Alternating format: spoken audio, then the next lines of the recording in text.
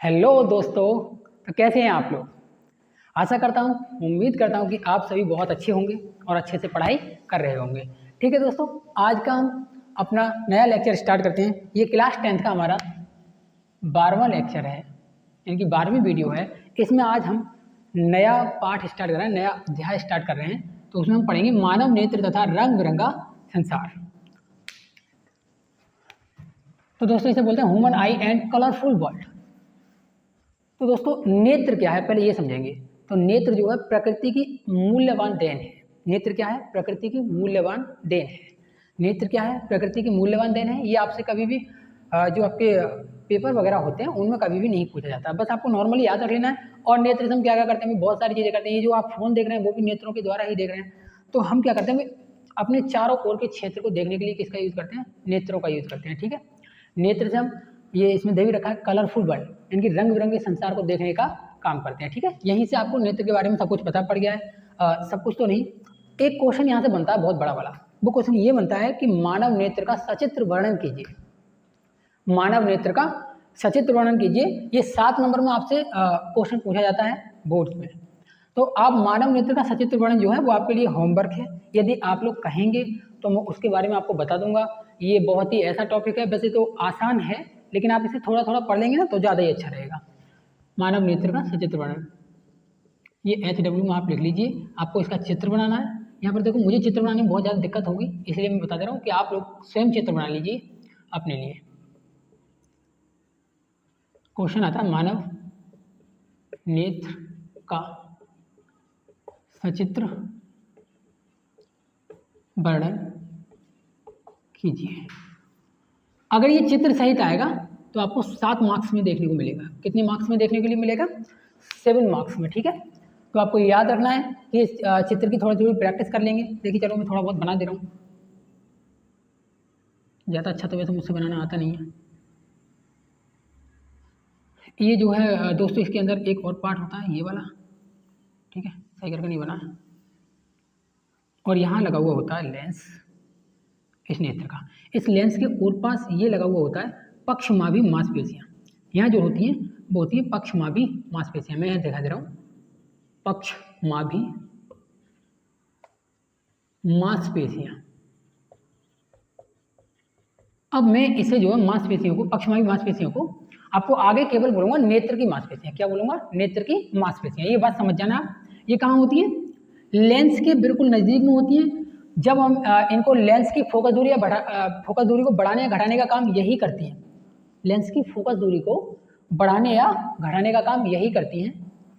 ठीक है, ये लेंस पर दबाव डालकर फोकस दूरी को बढ़ा या घटा देती हैं। ये बात आपको याद रखनी है। और यहाँ ये जो होता है इसे क्या हम कहते हैं? रेटिना। क्या कहते हैं? रेटिना। ये जो मेन बात थी वो मैंने आपको बता दी। बीच में जो होता है उसे आप बोलते हैं पुतली। ठीक है, बीच में क्या बोलते हैं? पुतली बोलते हैं। ठीक है, और यहाँ पर बीच में एक और काला सा भाग होता है। देखो आँख में जो एक छोटा सा काला भाग होता है उसे पुतली बोलते हैं। ठीक है, और एक बीच में और भाग होता है हल्का काला थोड़ा, तो उसे हम बोलते हैं, ये बीच वाले भाग को, इस वाले पार्ट को, या बीच में बहुत ज़्यादा काला भाग हो गया, इस वाले पार्ट को हम बोलते हैं आइरिस। क्या बोलते हैं? आइरिस। आइरिस के बीच में जो छिद्र होता है उसे बोलते हैं पुतली। ठीक है दोस्तों, इसके बारे में बस इतनी सी जानकारी मैंने आपको दे दी है। उसके बारे में आप पढ़ के आएंगे बाकी सब कुछ। अब देखिए कहानी कहाँ स्टार्ट होती है। सबसे पहले हम आते हैं नेत्र की समंजन क्षमता। पहली जो हेडिंग रहेगी वो हमारी रहेगी नेत्र की समंजन क्षमता। मैं इसे भी मिटा दे रहा हूँ, नेत्र की समंजन क्षमता।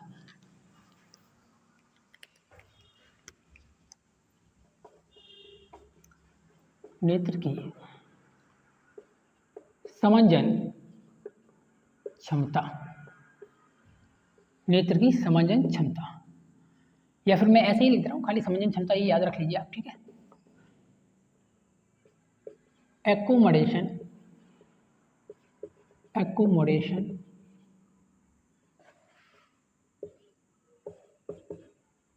पावर, एकोमोडेशन पावर, नेत्र की समंजन क्षमता, accommodation power of eye, power of eye. अगर आप नेत्र लिखना चाहते हो तो लिख लीजिए। ठीक है, मैं यहाँ पर समंजन क्षमता लिख दे रहा हूँ। तो आप समंजन क्षमता क्या है भाई? अभी मैंने बताया था नेत्र लेंस के ऊपर क्या होती है? मांसपेशियाँ होती हैं जो उसकी फोकस दूरी को बढ़ाने या घटाने का काम करते हैं। तो हम बोल सकते हैं कि नेत्र लेंस की या फिर नेत्र की मांसपेशियों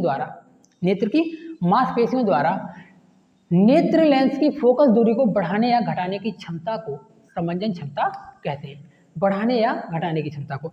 इसकी जगह पर और एक सुंदर वर्ड है जो आप यूज कर सकते हैं, और वो है कि नेत्र मांसपेशियों द्वारा नेत्र लेंस की फोकस दूरी को परिवर्तित करने की क्षमता समंजन क्षमता कहलाती है। ठीक है, तो हम लिख सकते हैं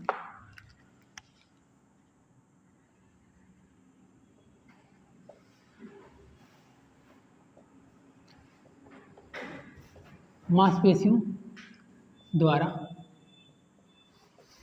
नेत्र लेंस की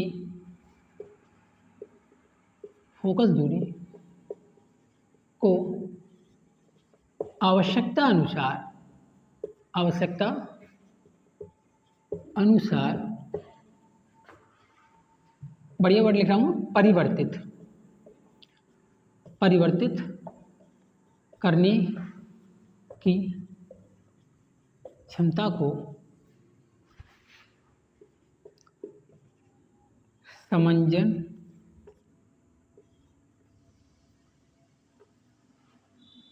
यहाँ पर क्षमता सही करके लिख लेना, क्षमता को समंजन क्षमता कहते हैं। समंजन क्षमता कहते हैं। ठीक है, बात ये समझ में आ गई होगी दोस्तों। आपको ये बात अगर समझ में आ गई तो ठीक है। अब देखिए, अगर समंजन क्षमता छेड़ हो जाए समय के अनुसार, जो कि हो ही जाती है, यदि समंजन क्षमता छीण हो जाती है तो व्यक्ति के नेत्रों में जो है दोष आने लगते हैं। क्या आने लगते हैं? दोष। अब हम पढ़ेंगे नेत्रों से संबंधित दोषों के बारे में। एक काम कीजिए, आप इसका स्क्रीनशॉट ले लीजिए, फिर मैं दोषों के बारे में भी आपको समझाता हूँ।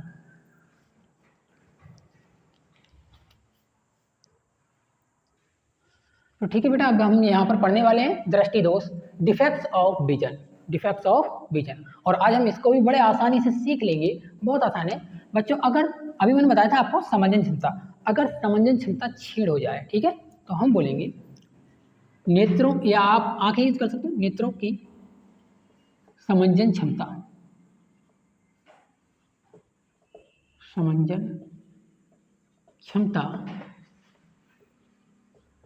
क्षीण हो जाती है, जिससे वस्तुओं का प्रतिबिंब रेटिना से आगे या पीछे कहीं भी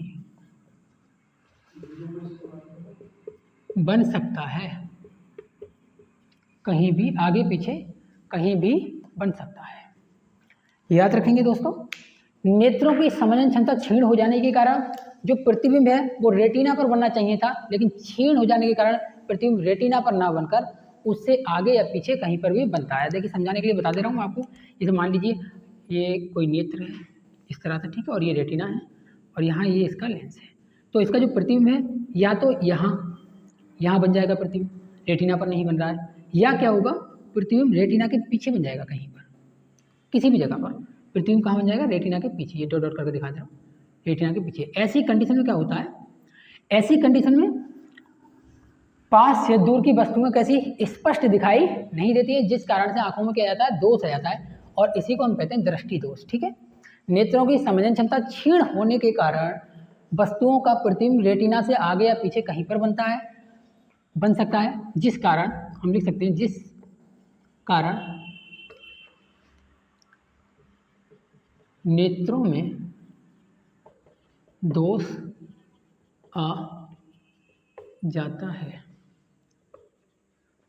जिसे दृष्टि दोष कहते हैं, जिसे दृष्टि दोष कहते हैं। आप एक काम कीजिए, स्क्रीनशॉट ले लीजिए, ठीक है, मैं यहाँ समझाने के लिए बता दिया है। कभी कभी रेटिना पर ना बनकर, ये देखो रेटिना है, प्रतिबिंब रेटिना पर ना बनकर या तो उससे पहले बन जाएगा या फिर उसके बाद में, यानी पीछे बनेगा। ठीक है, आप स्क्रीनशॉट ले लीजिए, मैं इसे भी मिटा दे रहा हूँ, फिर इसके बाद हम सीखेंगे दोस्त। चलो इसमें और लिख दे रहा हूँ मैं, दोस्त कितने प्रकार के होते हैं। ये दोस्त जो होते हैं वो 5 प्रकार के होते हैं।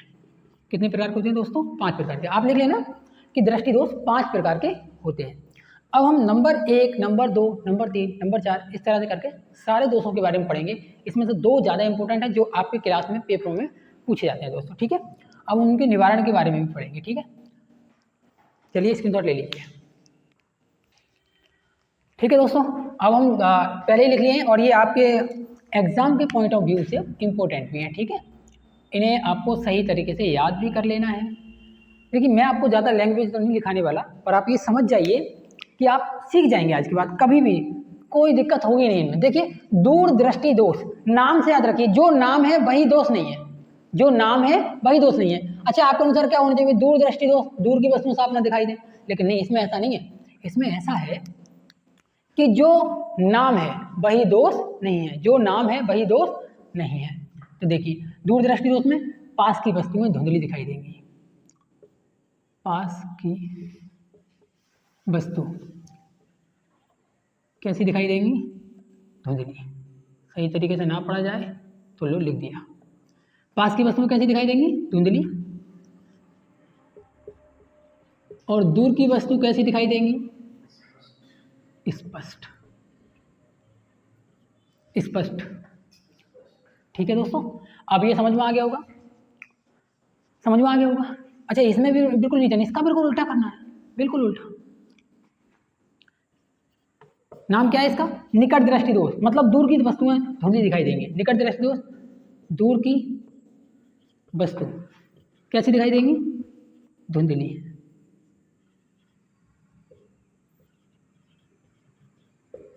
धुंधली। और पास की वस्तु कैसी दिखाई देंगी, पास की वस्तु स्पष्ट या साफ। ठीक है, आपको समझ में आ गया होगा दोस्तों, बहुत आसान है।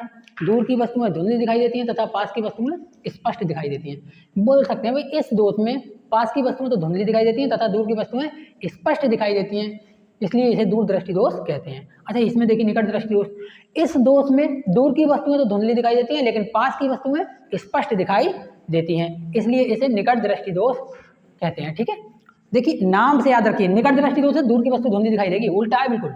दूर दृष्टि दोष से पास की वस्तु धुंधली दिखाई देगी, ये भी बिल्कुल उल्टा है। बात समझ में आ गई होगी दोस्तों। ठीक है, अब हम इसके कारण के बारे में और जान ले रहे हैं, तो रीजन लिखेंगे। रीजन क्या है, निकट दृष्टि दोष का रीजन क्या है, तो कारण। आप लोगों को हिंदी तो और ज़्यादा लिखनी आती होगी, वो लिख लीजिएगा सही तरीके से। ठीक है, मैंने आपको इस तरह की बता दिया, आप पेपर में जाके ऐसे मत कर देना। ठीक है, पेपर में जाके लिखना है भाई पास की वस्तुएं धुंधली दिखाई देती है तथा दूर की वस्तुएं स्पष्ट दिखाई देती हैं। ठीक है, ठीक है दोस्तों, अब हम सीख रहे हैं इनके कारण। ये बात आपने सबने देख ली होंगी, इनसे याद कर सकते हो। रीजन क्या हो जाएगा, जरा देखिए मैं समझाने जा रहा हूँ। देखिए कारण में क्या हो जाएगा, कारण में आपको लिखना है कि इसमें जो वक्रता त्रिज्या जो होती है कम हो जाती है, और वक्रता त्रिज्या कम होगी इसका मतलब रेडियस कम हो रही है, और किसी भी गोले की अगर रेडियस कम हो रही है तो उसका गोलक जो है वो कैसा हो जाएगा, कम हो जाएगा। और गोलक कम हो जाएगा इसका मतलब फोकस दूरी बढ़ जाएगी, इसका मतलब फोकस दूरी बढ़ जाएगी। बात समझ लेंगे, वक्रता त्रिज्या का बिल्कुल उल्टा करेगी फोकस दूरी। फोकस दूरी ये बोलती है वक्रता त्रिज्या बढ़ेगी तो फोकस दूरी कम हो जाएगी। ठीक है, अब यहाँ पर देख लीजिए बिल्कुल ऐसे ही इसका बिल्कुल उल्टा करना है कि अगर मान लो वक्रता त्रिज्या बढ़ जाएगी तो गोलक भी बढ़ जाएगा, और गोलक बढ़ने के साथ साथ तो फोकस दूरी क्या हो जाएगी भाई, कम हो जाएगी। फोकस दूरी क्या हो जाएगी, कम। ये तीरों को मैंने कम ज़्यादा और इसके लिए दिखाया। ठीक है, ये क्या है, कारण, कारण है। तो रीजन आपको समझ में आ गया होगा। रीजन ये है किसी भी लेंस की वक्रता त्रिज्या यदि कम हो रही है तो उस नेत्र का गोलक भी क्या हो जाएगा, कम हो जाएगा, जिससे उसकी फोकस दूरी क्या हो जाएगी, बढ़ जाएगी। और अगर फोकस दूरी बढ़ जाएगी तो प्रतिबिंब जो है वो रेटिना पर ना बनकर, यहाँ पर देखिए ये लेंस है नेत्र का, ठीक है, और यहाँ से जो है प्रतिबिंब यहाँ पर बन रहा है, फोकस दूरी बढ़ जाएगी। इसका मतलब प्रतिबिंब कहाँ पे बनेगा, आपको समझ में आ जाएगा।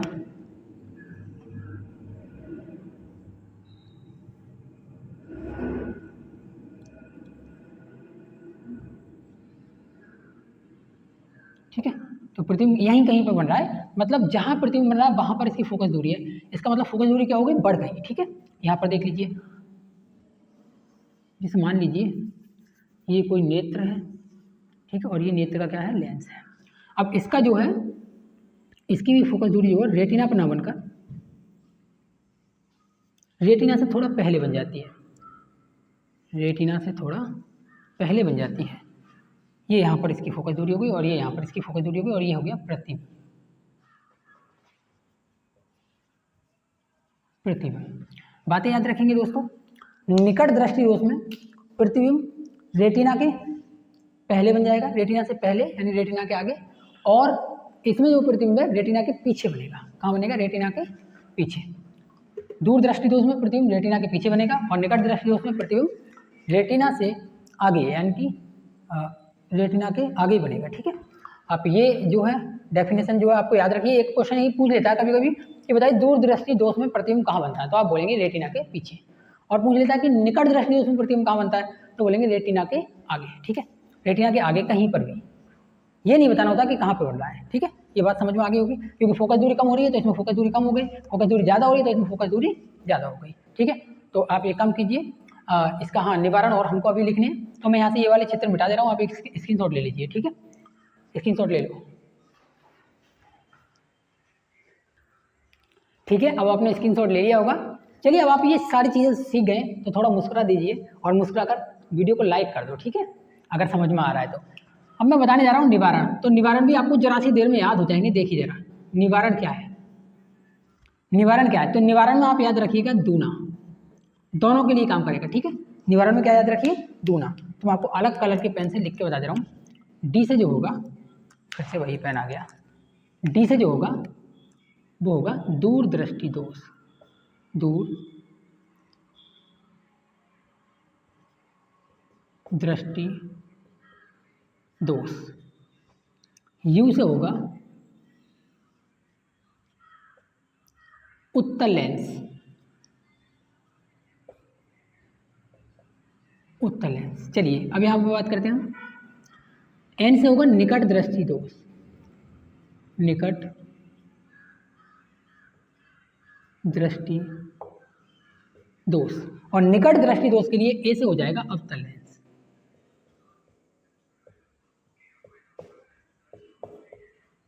अवतल लेंस। ठीक है दोस्तों, तो ये सारी बातें जो है आपको समझ में आ गई होंगी बहुत अच्छे तरीके से। निकट दृष्टि दोष निवारण हो जाएगा अवतल लेंस, और दूर दृष्टि दोष निवारण हो जाएगा उत्तल लेंस। अब इसमें बोलेंगे कैसे, तो आप बोलेंगे भाई उचित फोकस दूरी का उत्तल लेंस यूज करते हैं और उचित फोकस दूरी का अवतल लेंस यूज करते हैं। ठीक है, तो ये आपको समझ में आ गया होगा, और समझ में आ गया तो वीडियो को लाइक कर दें और शेयर करना बिल्कुल भी ना भूलें। शेयर कर दें और चैनल को सब्सक्राइब कर दें। ठीक है, आप एक काम कीजिए, इसे स्क्रीनशॉट ले लीजिए, फिर मैं इसे भी मिटा दूंगा।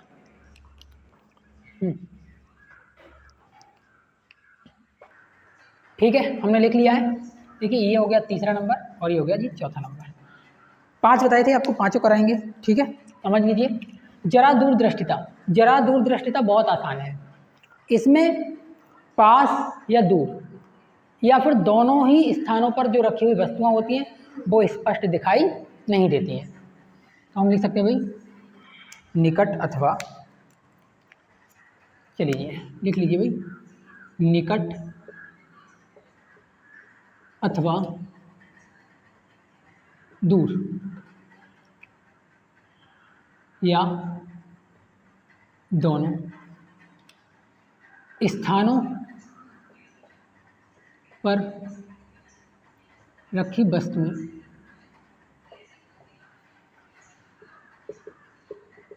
स्पष्ट दिखाई नहीं देती, नहीं देती हैं। शॉर्ट फॉर्म क्या हो जाएगी भाई, निकट या दूर या फिर दोनों प्रकार की जो वस्तुएं हैं वो धुंधली दिखाई देती है। कैसी दिखाई देती हैं? धुंधली दिखाई देती हैं। इसीलिए इसे हम जरा दूरदृष्टिता कहते हैं। इसमें जो प्रतिबिंब है वो रेटिना से या तो पीछे बनेगा या रेटिना के ये रेटिना के या तो पीछे बनेगा या फिर रेटिना से आगे बनेगा। ठीक है, प्रतिबिंब रेटिना से या तो आगे बनेगा या फिर रेटिना के पीछे बनेगा। ठीक है, बात समझ लेना, इसमें दोनों प्रकार से प्रतिबिंब बनता है। इसलिए भैया निकट अथवा दूर दोनों स्थानों पर रखी हुई वस्तुएं स्पष्ट दिखाई नहीं देती हैं इस प्रकार के रोग में। अच्छा, निवारण कारण क्या होगा, तो कारण ये है, ये रोग होता कब है? बढ़ती उम्र के साथ।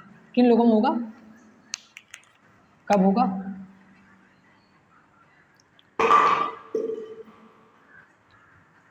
आयु वृद्धि के साथ। याद रखेंगे, जब आयु में वृद्धि होती है, जब आयु में वृद्धि होती है तो जो समझन क्षमता है वो क्षीण हो जाती है, या फिर जो मांसपेशियाँ हैं वो कैसी हो जाती है, ढीली हो जाती हैं। मांसपेशियाँ कैसी हो जाती हैं, ढीली या कमज़ोर। तो कारण में लिख लेंगे हम कारण, और कारण के अंदर हम लिखेंगे पक्षमाभी, पक्षमाभी मांसपेशियाँ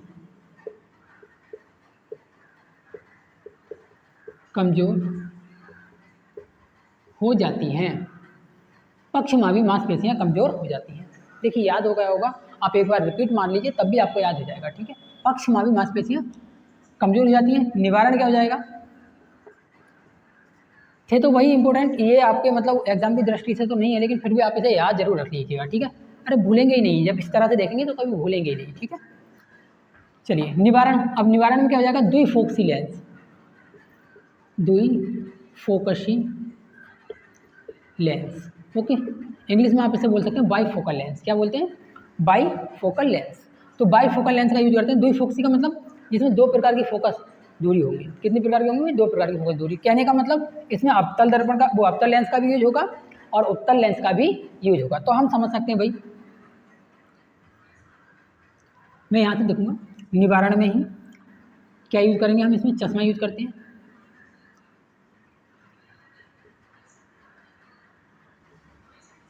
चश्मा यूज करते हैं, तो जो चश्मा यूज करते हैं उस चश्मे के, मैं लिख दे रहा हूँ ये वाला भाग, ये चश्मा यूज करते हैं ऊपरी भाग,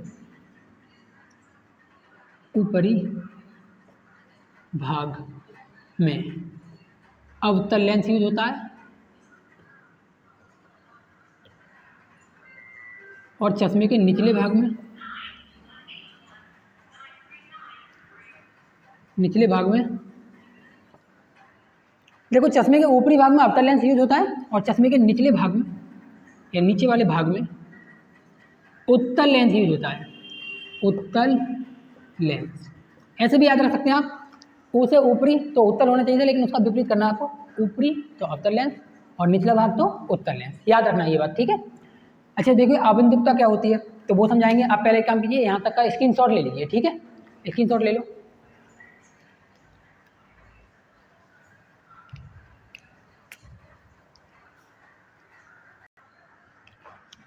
अब हम पढ़ेंगे अबिंदुकता। तो अबिंदुकता में हम क्या करेंगे, क्षैतिज हो या ऊर्ध्वाधर, कोई भी वस्तु क्षैतिज या तो ऐसी स्थिति में या फिर ऐसी स्थिति में कोई दो वस्तुएं समान दूरी पर रखी हुई हैं। जैसे मान लीजिए कि एक वस्तु आपने यहाँ रख दी और एक वस्तु आपने यहाँ रख दी, तो ये होगी ऊर्ध्वाधर। ऐसी स्थिति में अगर कोई दो वस्तुएं रखी हुई हैं तो व्यक्ति को दोनों वस्तुएं स्पष्ट दिखाई नहीं देंगी। इसी प्रकार से अगर क्षैतिज रेखा में भी आपने कोई दो वस्तुएं समान दूरी पर रख दी, तब भी व्यक्ति को ये स्पष्ट रूप से दिखाई नहीं देंगे।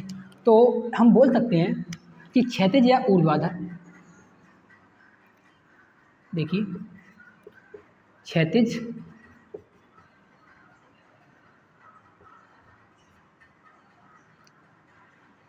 तथा ऊर्ध्वाधर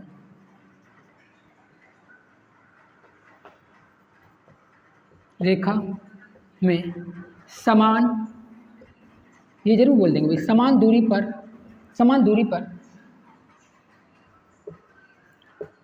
रखी हुई वस्तु एक साथ स्पष्ट दिखाई नहीं देती, एक साथ स्पष्ट दिखाई नहीं देती हैं। ये बातें तो आपको समझ में आ गई होंगी। क्षैतिज तथा ऊर्ध्वाधर रेखा में समान दूरी पर रखी हुई वस्तुएं एक साथ स्पष्ट दिखाई नहीं देती हैं। कारण लिख लेंगे, ये कारण आपको होमवर्क में मुझे कमेंट में बता देना है। निवारण में लिख जा रहा हूँ। अब तो सारी चीज़ें आप सीख गए हैं। तो निवारण में होता है बेलनाकार लेंस, बेलनाकार लेंसों का प्रयोग करते हैं। अब बेलनाकार लेंसों में क्या बताएंगे भाई, किस किस चीज़ के लिए यूज होना चाहिए, तो आप बोलेंगे भाई वक्रता केंद्र पता हो और एफ, मतलब उचित फोकस दूरी की वक्रता केंद्र नहीं, उचित फोकस दूरी की वक्रता त्रिज्या तथा फोकस दूरी के बेलनाकार लेंसों का प्रयोग किया जाता है। आप एक काम कीजिए, स्क्रीनशॉट ले लीजिए, चैप्टर आपका जो है वो यहीं पर समाप्त हो चुका है। इस चैप्टर में जितनी भी जानकारी थी वो मैंने आपको दे दी है, जो आपके पेपरों से रिलेटेड थी, ठीक है। आप एक काम करेंगे, स्क्रीनशॉट ले लीजिए, ठीक है।